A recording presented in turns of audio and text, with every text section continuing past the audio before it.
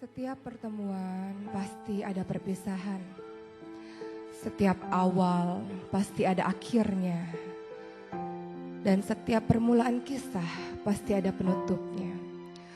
Rasulullah Shallallahu Alaihi Wasallam diberikan tugas oleh Allah Subhanahu Wa Taala sebagai perantara hidayah untuk umat-umatnya agar mereka menyembah Allah Subhanahu Wa Taala.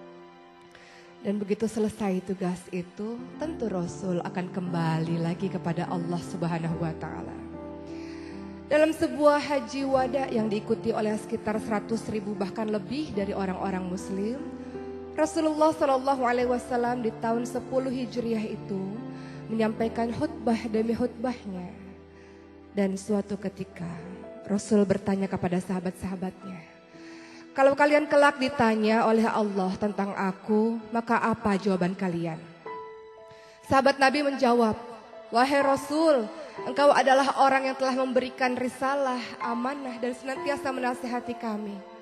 Maka Rasul katakan, wahai Allah, saksikan wahai Allah, saksikan wahai Allah, saksikan wahai Allah.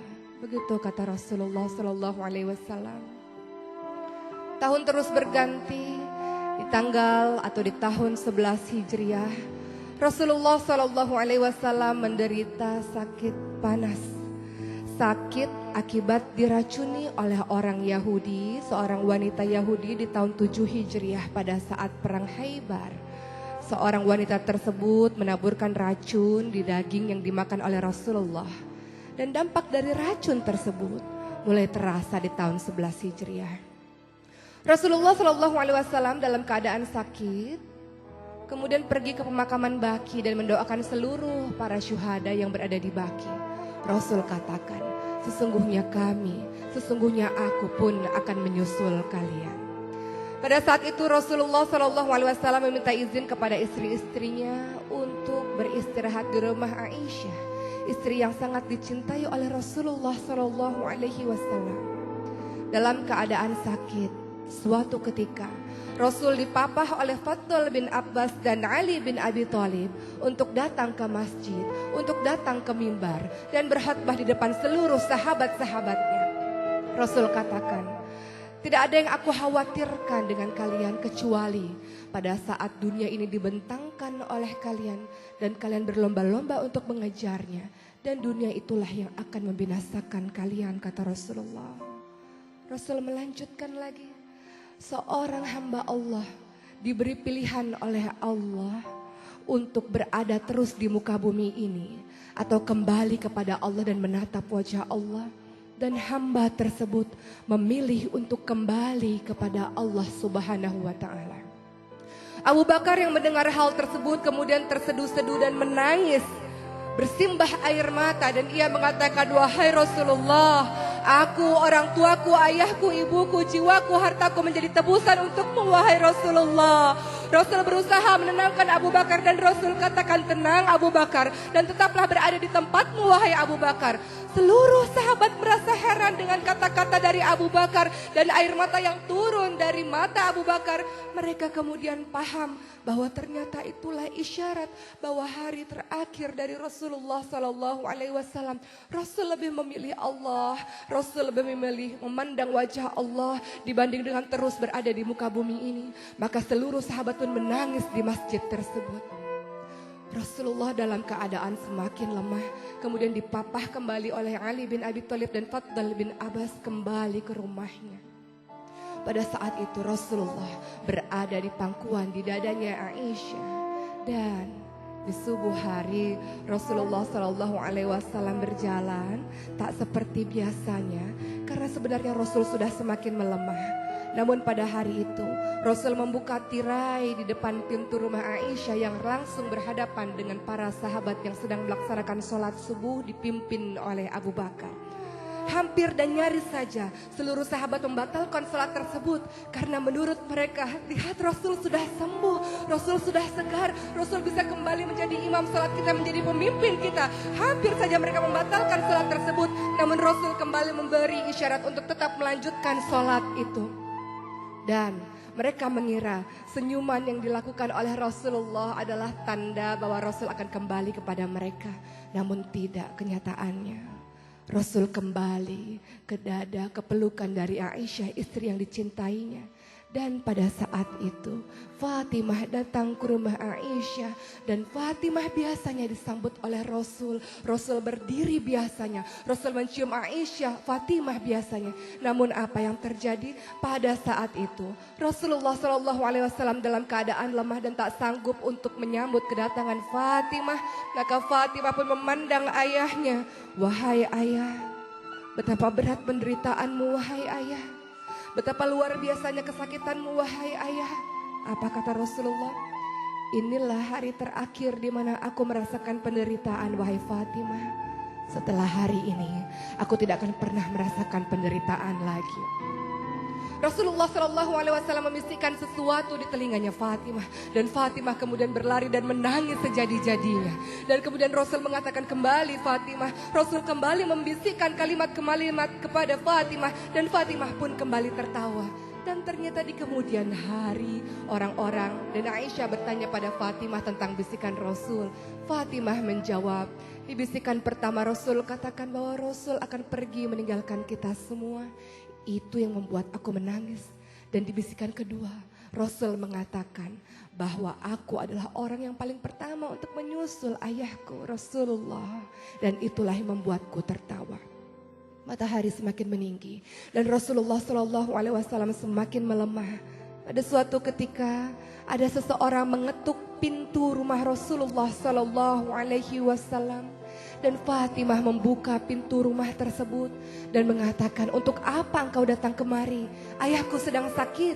Orang tersebut mengatakan, tidak, aku harus bertemu dengan ayahmu. Untuk apa? Ayahku sedang sakit. Fatimah menutup pintu rumah itu dan Rasulullah memanggil Fatimah dengan mengatakan, Fatimah, dialah malaikat maut Fatimah.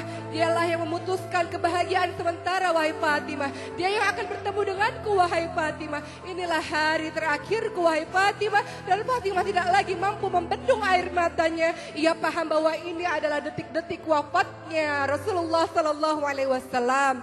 Dalam keadaan lemah, malaikat maut menjumpai Rasulullah SAW. Rasul bertanya di mana malaikat Jibril, dan malaikat Jibril pun datang menjumpai Rasulullah. Rasul bertanya, apa hakku di hadapan Allah Subhanahu wa taala wahai malaikat Jibril? Malaikat Jibril menjawab bahwa Allah Subhanahu wa taala telah menantimu di syurga. Bahwa seluruh malaikat-malaikat telah menantimu di pintu-pintu langit untuk menyambut kedatangan ruhmu wahai kekasih Allah. Dan apa yang dilakukan Rasulullah? Rasul tidak tersenyum. Malaikat Jibril berkata, kenapa kau tidak tersenyum? Aku memikirkan umatku wahai malaikat Jibril. Bagaimana dengan umatku sepeninggalanku? Malaikat Jibril mengatakan, aku pernah mendengarkan Allah berfirman, tidak akan masuk syurga kecuali orang-orangmu, umat-umatmu yang masuk syurga terlebih dahulu.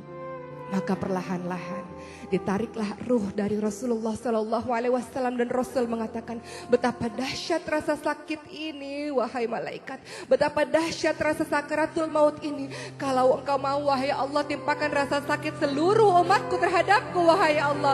Rasulullah SAW memikirkan bagaimana rasa sakit sakaratul maut umatnya, dan kemudian Rasulullah SAW pun semakin menderita sakit yang sangat parah, seperti dicacah oleh pedang rasa sakratul maut tersebut. Dan apa yang dilakukan oleh Rasulullah? Rasul mengatakan ingin kembali kepada Allah. Tangannya kemudian ditunjukkan ke atas. La ilaha illallah, la ilaha illallah. Dan itulah akhir hidup dari Rasulullah SAW. Aisyah bingung. Aisyah merasa bersedih. Kemudian ia berlari di depan pintu rumahnya dan mengatakan, Rasulullah telah wafat. Rasulullah hari ini telah meninggalkan kita semua. Seluruh penduduk Madinah kemudian merasakan Madinah seolah-olah gelap. Dan mereka kemudian di antara mereka ada yang pingsan, di antara mereka ada yang bersimbah air mata. Dan apa yang dikatakan oleh Umar bin Khattab, tidak, Rasulullah tidak meninggal, Rasulullah tidak wafat. Rasulullah hanya seperti Nabi Musa alaihissalam yang datang kepada Allah dan kemudian kembali terhadap kita. Rasul tidak meninggalkan kita, kata Umar bin Khattab. Umar bin Khattab mengambil pedangnya dan kemudian mengatakan, siapapun yang mengatakan Rasulullah wafat, siapapun yang mengatakan Rasulullah mati, maka akan aku penggal kepalanya. Begitu kata Umar. Abu Bakar menenangkan Umar dan mengatakan, Umar duduklah, tenanglah Umar, tenanglah Umar. Namun Umar tidak mau mendengarkan kalimat dari Abu Bakar. Siapapun yang mengatakan Rasul wafat, aku penggal kepalanya, kata Umar. Umar tidak mampu menahan rasa kesedihan yang luar biasa. Umar, orang yang tegas ini, tidak mampu menahan air matanya. Kemudian Abu Bakar datang ke mimbar dan mengatakan, wahai manusia, ketika kalian menyembah Rasulullah, ketahuilah Rasulullah hanya manusia biasa yang mati. Tapi ketika kalian menyembah Allah, Allah hidup dan tidak pernah mati. Maka tertunduklah Umar, kemudian tersungkurlah Umar. Dengan bersimbah air mata ia mengatakan, wahai Rasulullah, wahai Rasulullah. Umar baru paham bahwa itulah matinya Rasulullah SAW. Seluruh orang yang ada di Madinah merasakan kedahsyatan, rasa sedih yang luar biasa. Dan ketika Rasulullah SAW dikuburkan, Fatimah mengatakan kepada Anas bin Malik, tega engkau wahai Anas bin Malik, engkau menguburkan Rasulullah, engkau menaburkan debu dan tanah di wajah suci Rasulullah, tega engkau berlaku seperti itu wahai Anas, kata Fatimah. Apa kata Anas? Kami terpaksa melakukannya wahai Fatimah. Hari itu menjadi hari kesedihan yang luar biasa bagi seluruh penduduk Madinah. Hari itu menjadi hari yang luar biasa, kesedihan yang tak tiada terbendung. Semua orang menangis pun Bilal bin Rabah yang tidak mampu untuk membendung air matanya ketika mengumandangkan adzan. Wafatnya Rasulullah SAW meninggalkan kepedihan yang luar biasa di hati seluruh umat muslim, di hati seluruh orang-orang yang mencintainya. Bagaimanakah dengan kita? Rasul pernah berujar kepada seluruh sahabatnya, wahai sahabat-sahabatku, aku merindukan saudara-saudaraku. Siapa saudaramu Rasul? Kami ini saudaramu Rasul. Tidak, saudara-saudaraku bukan kalian-kalian sahabatku. Saudaraku adalah yang tetap beriman kepadaku padahal mereka tidak pernah melihatku. Aku merindukan perjumpaan dengan mereka. Bagaimana dengan kita? Ketika Rasulullah SAW sangat mencintai dan merindukanmu, bagaimana dengan lisanmu? Apakah senantiasa bersalawat kepada Rasul? Bagaimana dengan perbuatanmu? Apakah senantiasa menjalankan sunnah-sunnah Rasulullah? Bagi kita yang mengaku cinta terhadap Rasulullah, tenang, kita akan kembali bertemu dengan Rasulullah karena Rasul senantiasa menunggu kita di telaganya Allah, di syurganya Allah. Rasul merindukan kita, mencintai kita, dan Rasul berharap kita mengikuti semua sunnah-sunnahnya agar kita bisa kembali kepada orang yang paling kita cintai. Siapa? Rasulullah Sallallahu Alaihi Wasallam. Mudah-mudahan kisah ini membuat kita mencintai dan lebih merindui Rasulullah. Dan ingat, setiap perpisahan di muka bumi ini akan ada pertemuan yang abadi kelak. Di mana? Di syurganya Allah. Jangan ada air mata. Kita kembali bersama Rasulullah, bertemu dengannya di syurganya. Insya Allah, wahai pecinta Rasulullah. Mudah-mudahan menjadikan hikmah. Insya Allah.